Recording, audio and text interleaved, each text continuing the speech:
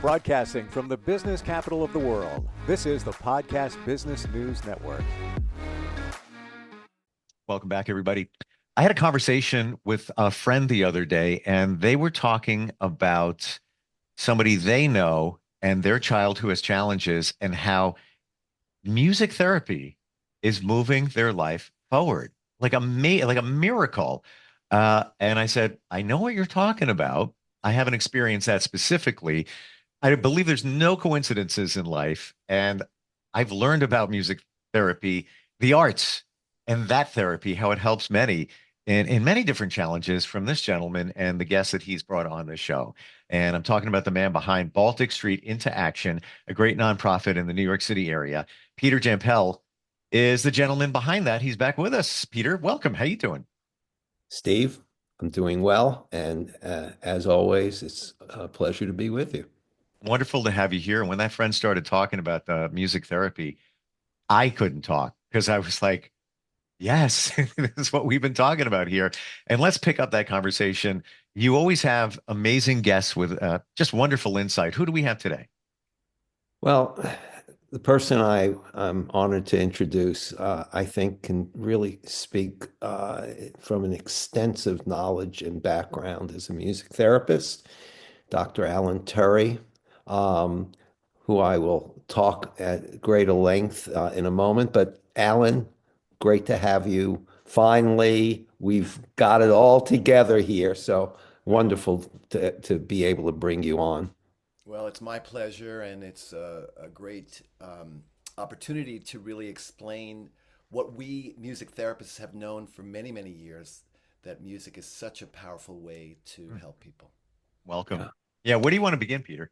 Well, let me just talk about a very special approach in music therapy that Alan is really a principal practitioner and theoretician and clinician practicing the Nordoff-Robbins Music Therapy approach. Um, and Alan is the faculty liaison to the Nordoff-Robbins Music Therapy Center at New York University, friend and colleague for many years. And what I love about the Nordoff-Robbins approach is that it sees every person as a musical, creative being, whether that's been through a lifetime of involvement in music making and music listening, or whether it's still dormant within the individual and as yet to be awakened. And Alan is a wonderful music therapist and a wonderful music improviser. Hmm. And the heart of the Nordoff-Robbins approach deals with the in the moment awakening of making music together. Um, we've had a number of music therapists on who use both what we'll call active and receptive approaches to music therapy. Active is music making happening between the therapist and the client, or the clients and the group of other people that are making music. But the receptive approach is listening to music. And of course, both have an important role. One of the things about Nordoff-Robbins music therapy is that music is the vocabulary. Music is the means of communication. It doesn't mean that talking doesn't happen, but music is where, if I can put it this way, is where the action is. Hmm. And that opens up a whole world of possibilities. So, Alan, what I want to ask you, is um, how does the Nordoff-Robbins music therapist understand um, music as a world of expression, communication, and and uh, sense of building relationships? What can you say to us about how music works in this way? Well, when you said this is where the action is, it made me think, and I have my keyboard right here. Music is where the action is. So we are constantly, as music therapists, translating and creating a musical emotional world based on the attunement to our clients. And this goes back, why is it called the Nordoff-Robbins Center? Let's start with that. Okay. Paul Nordoff was a brilliant musician, composer, improviser. He was kind of like a Leonard Bernstein character. He loved to talk about music. He was deeply, he could play, if you said, well, can you play the third movement of Rachmaninoff? He was that kind of person. And he saw a person working with a child to develop speech. And in that moment, he thought, wait a second, this is the next step in the profession of music. This is what all musicians should be doing, is helping people. What can music making do? What could engaging in music do? And I want to just repeat something you said earlier, Peter, that a core belief in this approach is that everyone has musicality that can be tapped into. Yes, some of us have music skills and can facilitate compositions and do things. But if you are a human being, you are musical. You have a heartbeat. You have rhythms. Your brain turns off and on different parts of the brain in a rhythmic way. We know from brain research how music and rhythm is a part of who we are. And so to get back to how does this work even start, I'll give you an example of Paul Nordoff's first session. He worked with Clive Robbins, who was a genius in his own right, in working with difficult to reach children, autistic children, children with developmental delays, many with non-speaking. And they worked together. And the first child that Paul Nordoff ever worked with, I'll give you an example of this. And let me know if you can hear my keyboard well enough. I want to jump in here and tell you right now that that's the best sounding audio on Zoom from a music instrument ever. And I've had situations somebody will play, and Zoom is, unless you have the settings changed and you're intentional about that, it only focuses on the voice. So you really don't hear anything other than voice. We're hearing everything. Amazing, Alan.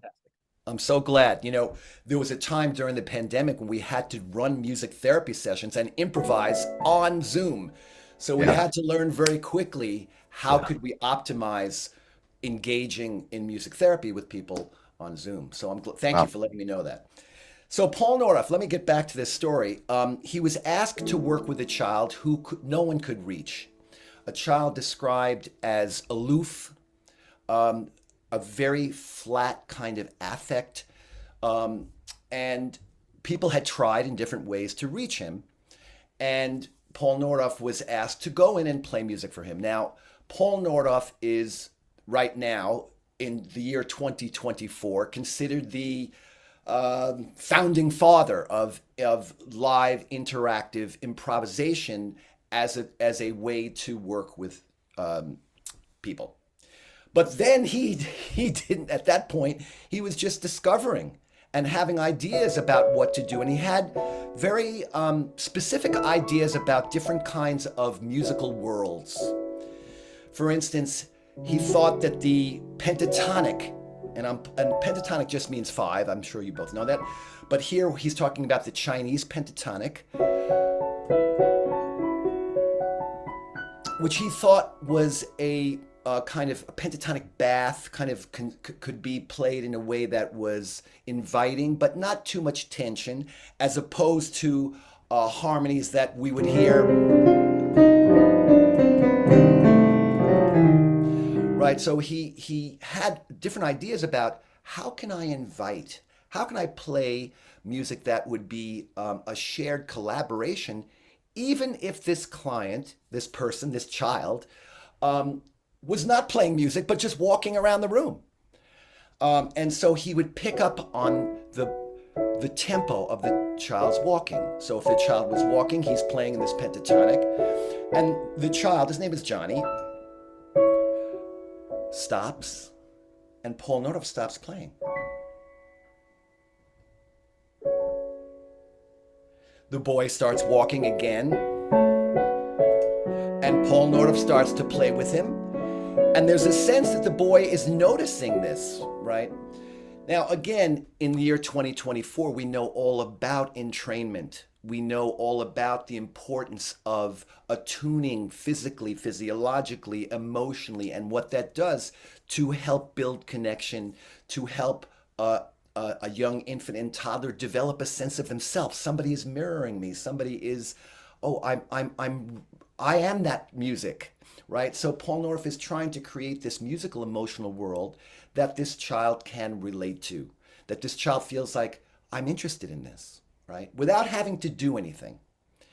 And so he's playing this music and he realizes this boy who no one has had any kind of sense of his emotional world inside his interpersonal world, right?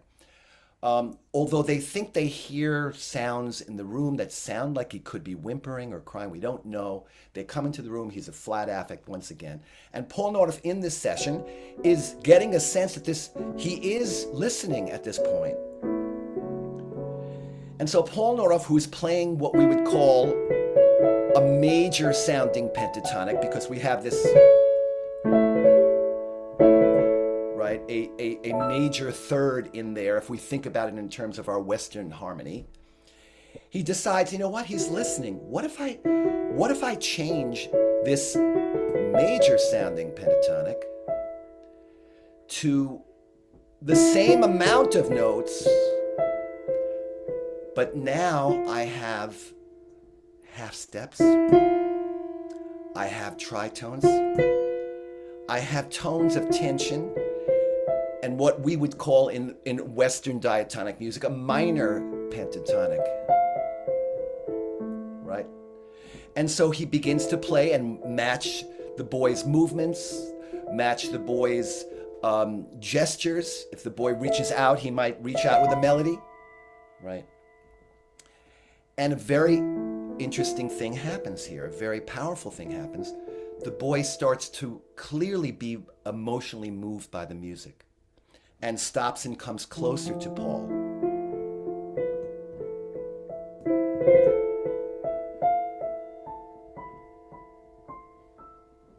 I wasn't there, but I kind of thought I'd play a little bit to give you a sense of it. And so, again, this was a breakthrough for a child that was considered unreachable, right? And Paul Nordoff eventually brought the session to a close. He sang, a goodbye, and brought it into a kind of ritual of ending.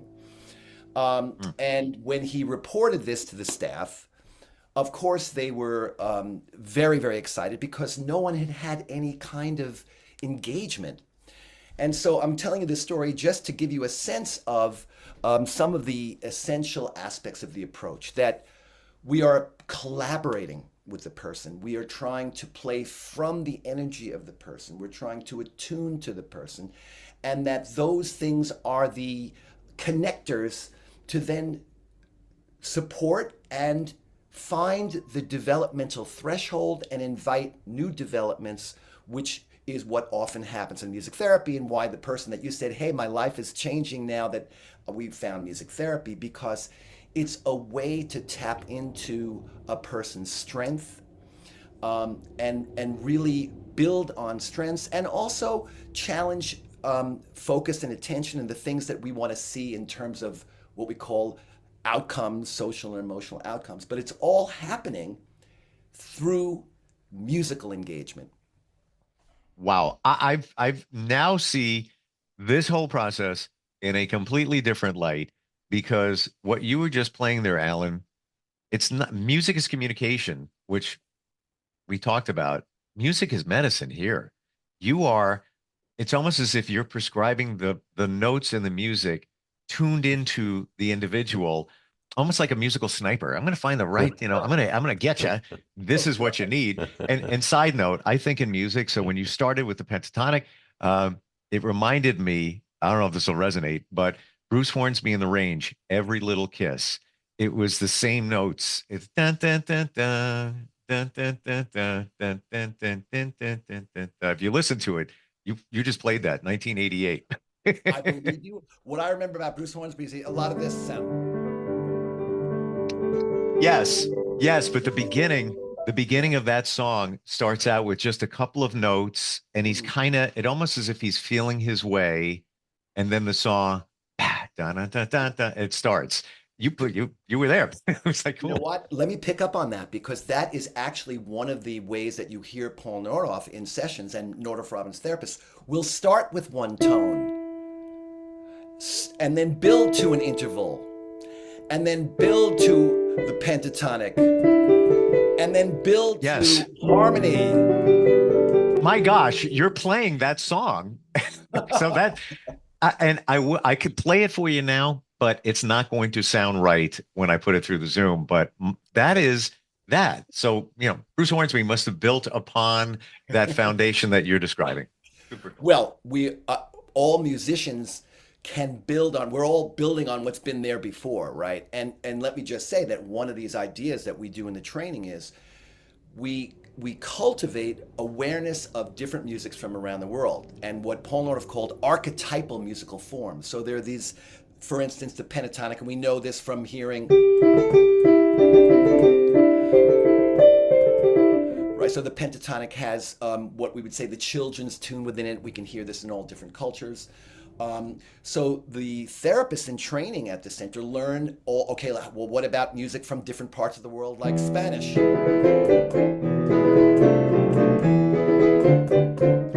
So, to learn music that is stimulating, to learn music that is soothing, and to be able to, I want to say this, you said something about prescription. What I would say is you have to define and discover the meaning of these musics with your client. You can't assume every time I play the Japanese pentatonic, somebody is going to get sad, or everybody, so you really have to discover how does this kind of music, what is the music that can really help somebody to develop. I'll give you an example. One of the musical forms that we work with is the whole tone. Right now we know, I'm sure you've heard this in movies, going back in time, that kind of thing, because there is no hierarchy between the notes. There is no tonal center built in. There's no half step. There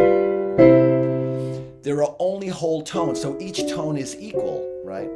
And it has a very specific kind of effect, And these are things that, composers have used, Debussy,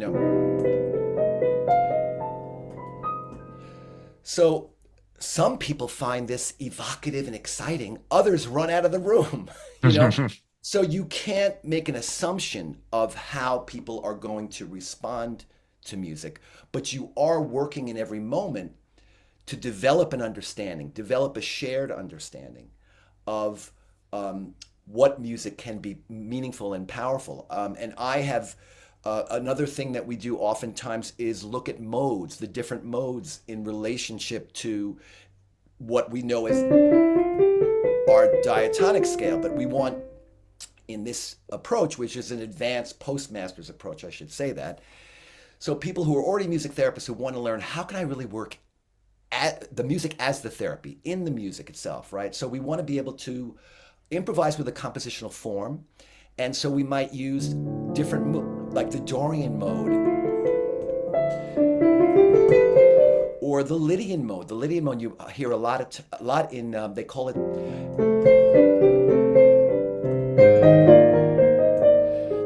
the Lydian mode, the Disney mode, because you hear it a lot in this kind of wonder, right? So we're harnessing what composers are doing all the time, film composers. We're harnessing these moods and qualities for the session itself, for the people that we're working with, and trying to discover what can music do for this person. We're starting with that, and from that, it could be writing songs about struggles that people are having. It could be improvising in a way that helps them to be more organized. And many of our clients have trouble focusing and attending. It could be a way for them to feel, I want to speak. This is attracting me so that I want to be connected to this person. I no longer want to isolate myself, right? And it's happening through our auditory sense, through our physiological sense. And it doesn't mean you have to make eye contact, because musicians don't play that way. And oftentimes many of our clients have learned that, or it's a fight or flight response to eye contact. So it's another way to really work to make connection. Am I talking too much? No, Alan, one of the aesthetically beautiful things about the Nordoff-Robbins approach is that it is complex. It integrates all really aspects of not only musical theory, multicultural musical modes, compositional form, harmonic interests, the very complexity of the training for a Nordoff-Robbins music therapist allows the clinical improviser an enormous palette of moods, of textures. And when you talk about not making any assumptions about how your client is going to receive that, but experimenting to see what, in fact, their response is and how that response can be a challenge to go further, to go deeper, to deal with greater nuances of expression and communication. The beauty of it is that, first, it engages the client in completely unexpected ways. It is challenging to listen to, and it is also challenging for the therapist to stay open to the instantaneous engagement that's opening new pathways. So can you talk a little bit as a musician, Alan? What is the clinical music therapist, improviser thinking that's different than, let's say, the jazz improviser's way of thinking? Okay, so I just lost my train of thought. I was going to say something about what you said. The jazz improviser already has many times a structure, right? So,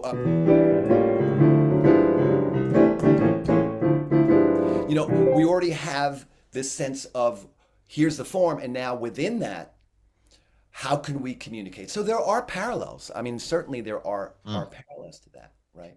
I gotta say, I could go an hour or three with this. Amazing. We are out of time. I don't want to start. It's just like so good. Yeah. Baltic Street into action. Can I just say one more thing? Because something that Peter said. Please. That's the great thing about music. It is that there are blends of emotion that you could feel supported and you can feel challenged. You can identify with what you are already feel. That's how I'm feeling. And also, wait, and that's what I want to feel, right? So that's why I think music can be so powerful as a therapy. So I just wanted to make that point because there was something that you said, Peter, about challenging. It's supportive and can be challenging or inviting the next step for someone. Yeah. Alan, in appreciating the work, I think one of the things that is important to recognize is that music therapists who work in this way are not trying to just soothe a person or create a safe bubble around this person. In a way, they're taking the bubble away and they're saying, here's something for you to jump into and dive into. And it's not necessarily familiar or even, totally comfortable, but it's fantastic. I know you want to end just one thing. Yeah. There's a lot of what are we playing? What are we? Oh, you can play. Yeah. But just as important is how we are playing with. How are we collaborating? What is the timing like? And I have heard the most powerful, beautiful moments of emotional breakthroughs for clients who've maybe been repressed and not in touch with their feelings, all of a sudden feeling something from the therapist playing one note or two notes. So it's not about facility, right? It's really about cultivating sensitivity. How do I collaborate to really discover what music making can do for this person? Yeah. So people can find out about the Nordoff-Robbins Music Therapy Center for Music Therapy at NYU on your website. Alan, thank you. And folks, balticstreetinteraction.com is our website.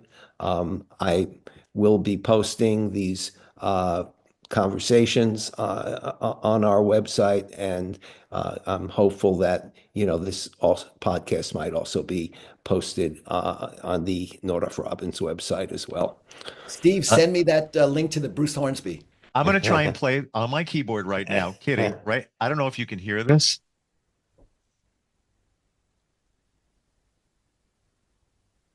No? Can't hear. Okay. Yeah, like I said, that's what Zoom sometimes does. That's why it's amazing, Alan. We heard what you were playing. This has been such an eye-end ear opener today in learning how this all works. It all came clear for me.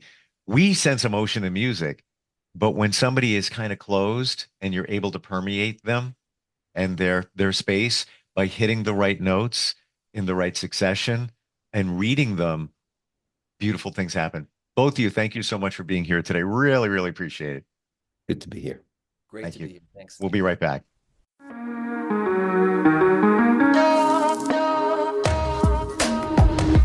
Broadcasting from the business capital of the world, this is the Podcast Business News Network.